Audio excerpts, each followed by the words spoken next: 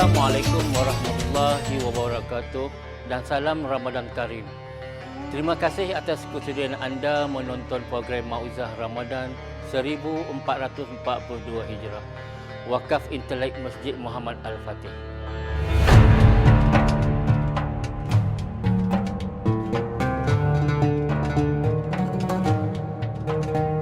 Bismillahirrahmanirrahim. Alhamdulillahi Rabbil Alamin. Wassalatu wassalamu ala Sayyidina Muhammadin wa ala alihi wa sahbihi ajma'in. Rabbi syrah li sadri wa yassir li amri wahlul 'uqdatam min lisani yafqahu qawli. Wala hawla wala quwwata illa billahil aliyyil azim. Alhamdulillah, syukur kita kepada Allah Subhanahu wa taala kerana dengan limpah kurnianya kita dapat sama-sama berada di bulan Ramadan al-Mubarak. Bulan Ramadan yang diberkati Allah Subhanahu wa taala. Sabda Rasulullah sallallahu alaihi wasallam, "Man shama Ramadhana imanan wa ihtisaban, ghufira lahu ma taqaddama min dhanbih." Barang siapa yang berpuasa di bulan Ramadan imanan, atas dasar iman, wahtisaban, dan mengharapkan ganjaran pahala dari Allah Subhanahu wa taala, ghufira lahu ma taqaddama min dhanbih, nescaya diampunkan dosa-dosanya yang terdahulu. Justru itu, puasa Ramadan ini memberikan kekuatan, keimanan kepada individu dalam menjalani kehidupan sehari-harian. Iman, satu perkara yang sangat-sangat penting. Kerana dengan iman saja kita dapat melaksanakan perintah Allah Subhanahu wa taala. Iman ini adalah i'tiqad, keyakinan kita dengan kewujudan Allah Subhanahu wa taala. Tuhan yang menjadikan kita, Tuhan yang memberikan kita rezeki, Tuhan yang mengatur segala-galanya. Sebab itu Nabi sallallahu alaihi wasallam bersabda, sesiapa yang berpuasa di atas dasar iman, memelihara segala perintah Allah, menjauhkan segala larangan-larangan Allah, nescaya diampunkan baginya dosa-dosanya yang terdahulu. Sebab itu, faktor iman ini merupakan faktor asas. Awwaluddin ma'rifatillah. Awal agama mengenal Allah Subhanahu wa taala. Sebagai manusia, kita semua makhluk Allah Subhanahu wa taala secara umumnya mengetahui bahwasanya pencipta kita ialah Allah Subhanahu wa taala. Sebab itu fitrah semula jadi manusia ini, makhluk ini boleh menerima perintah Allah Subhanahu wa taala.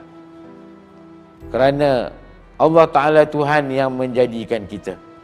Dia yang memberikan kita rezeki. Dia yang menghidupkan kita. Dia yang memberikan kita segala-galanya. Sebab itu dalam tauhid, setiap individu wajib mengenal Allah Subhanahu wa taala. Menjadi fardu ain ke atas setiap individu, lelaki dan perempuan. Mengenal Allah Subhanahu wa taala. Dan dengan tauhid ini sahaja kita akan berjaya hidup kita di dunia dan di akhirat. Manakala orang yang tidak mengenal Allah, dia adalah orang yang diumpamakan bagaikan binatang ternak yang bangun tidur hanya mencari makan sahaja. Kan? Sebab itu pentingnya tauhid dalam proses kehidupan kita sehari-harian supaya kita dapat mengenal Allah Ta'ala dan melaksanakan perintah Allah Subhanahu Wa Ta'ala.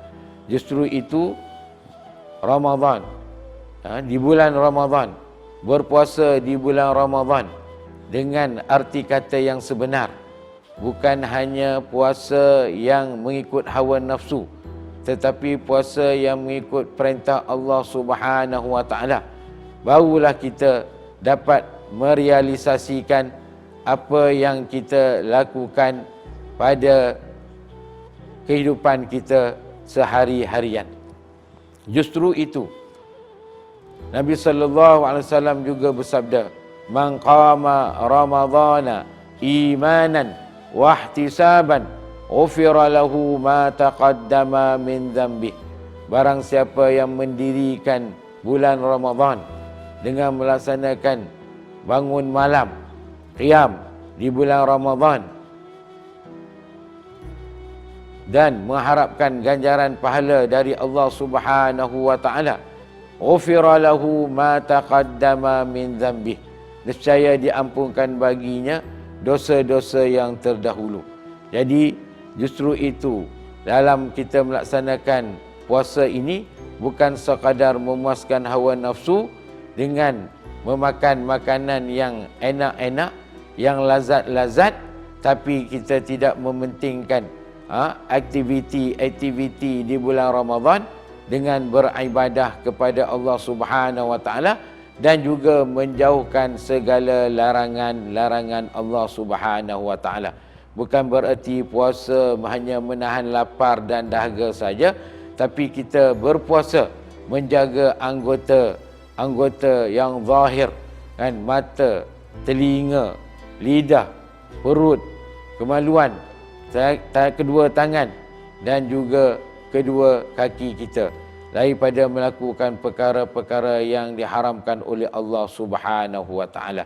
Justru itu, di bulan Ramadan inilah kita menjalani satu proses tarbiyah madrasah Ramadan, mana melatih kita, mendidik kita supaya kita dapat keluar dari bulan Ramadan dan kita akan melaksanakan apa yang diperintahkan oleh Allah Ta'ala pada bulan-bulan yang mendatang.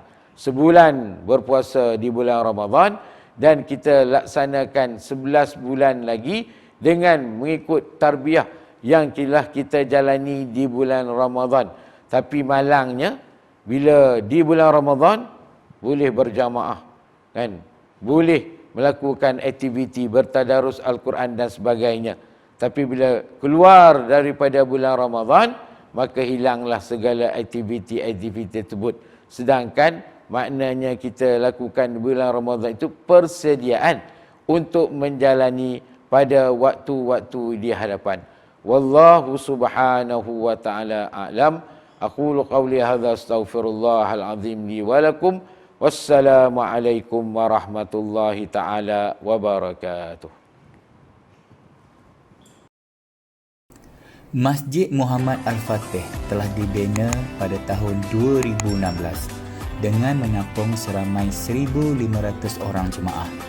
Prasarana yang berbentuk kemudahan untuk para jemaah di masjid ini terdiri daripada ruang solat utama, dewan solat muslimat, balai lintang, pejabat bagi urusan pentadbiran beserta bilik kuliah khas yang memuatkan seramai 30 orang jemaah. Alhamdulillah, pada tahun 2019, masjid ini telah terpilih sebagai Masjid Bestari di Negeri Perak.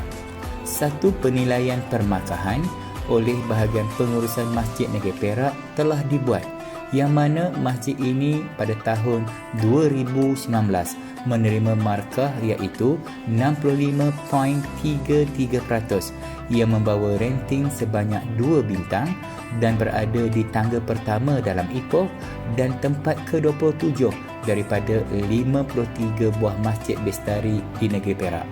Manakala pada tahun 2020 pula, masjid ini menerima markah iaitu 83.82%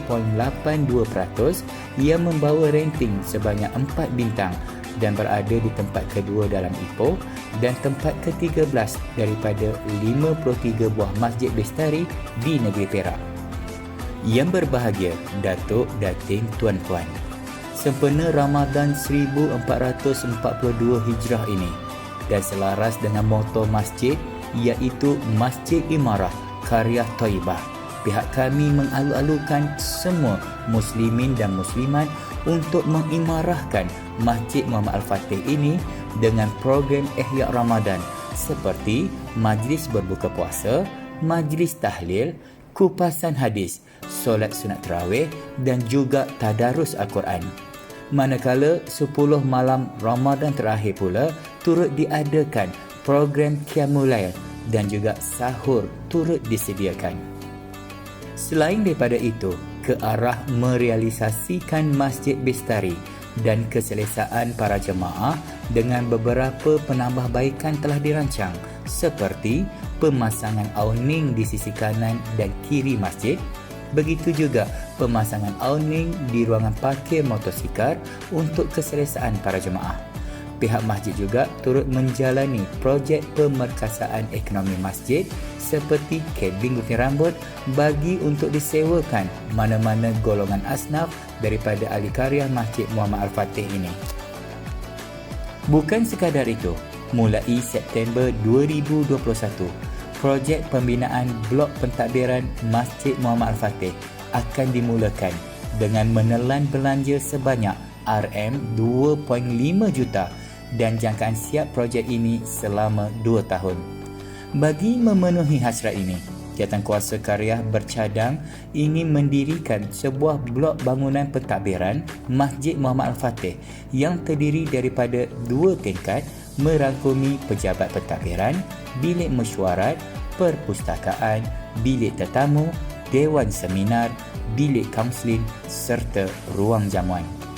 Turut juga dirancang iaitu pembinaan landscape untuk laluan jalan kaki bagi mereka yang ingin menjalani aktiviti riadah di kawasan masjid ini. Didoakan usaha yang murni ini dipermudahkan oleh Allah dan sumbangan orang ramai sangat dialu-alukan. Justru kami sangat berbesar hati memohon semua muslimin dan muslimat sama-sama menjayakan projek ini dengan menghulurkan infak ke tabung Masjid Muhammad Al-Fatih. Bismillahirrahmanirrahim. Assalamualaikum warahmatullahi wabarakatuh. Saya Ali Ekspedisi. Masya Allah, kita sekarang berada di bulan yang mulia, bulan yang diberkati, bulan Ramadan Al-Mubarak. Yang di hujung-hujung bulan Ramadan ni, selain kita, Allah Ta'ala syarankan kita bersolat, buat ibadat solat, buat ibadat mengaji. Selain daripada itu, digalakkan juga kita untuk menginfak. Jom kita berinfak dan kita banyak bersedekah di akhir-akhir Ramadan ni. Kita rebut peluang kita dan kita subscribe. Jangan lupa kita subscribe di MMAF channel. InsyaAllah sama-sama dengan saya, insyaAllah. Assalamualaikum warahmatullahi wabarakatuh.